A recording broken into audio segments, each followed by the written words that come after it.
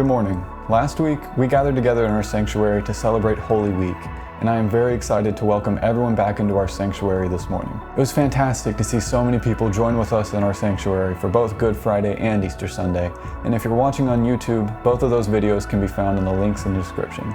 Now that we're past Holy Week, our church's schedule's cleared up a little bit, but there's still some important things I need to let you know about. Like I said last week, the Nazarene Youth Conference is a fantastic opportunity for our teens to gather with thousands of other Nazarene youth for almost a full week. It only happens every 4 years, and this year it's happening in Miami, Florida. When I was there in 2019, it looked a little something like this.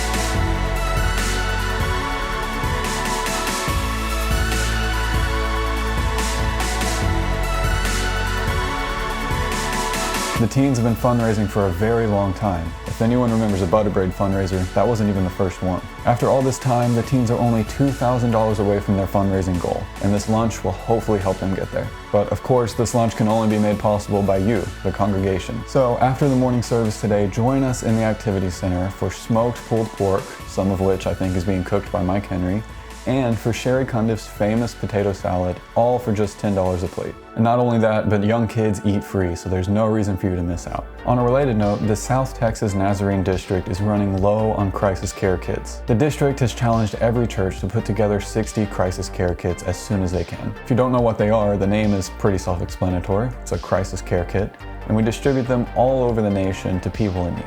I'll quickly put a list of the donation items up on the screen, but there's also a bookmark of everything you need to know in the Welcome Center out in the Narthex. The list is also available online and as an attachment to the emailed bulletin if you're signed up for that. The goal is to have these 60 kits ready for District Assembly, which is happening on the 27th of this month. Any and all help we can get is appreciated, and you can contact the church office for drop-off information. And since I just mentioned District Assembly, this is a great time for me to tell you that our own Pastor Eunice Valle is going to be getting ordained at the District Assembly service on the 27th. The service is happening at Living Word Nazarene at 7 p.m. and it's about an hour away, so if you're interested in riding in the church van, you can contact the church office to get on that list. If you absolutely can't make it, don't worry, the services are usually streamed and there'll be more information on that in the future. As always, there's some things I didn't get to mention, so if you want more information, you can look in the bulletin or you can visit the church website at CLCNTX.org, where we have all of the information for all of our events. With our Easter services happening last week, there may be some new people joining us this morning. I'd like to remind everyone that in Romans, Paul tells us that whoever calls on the name of the Lord is saved.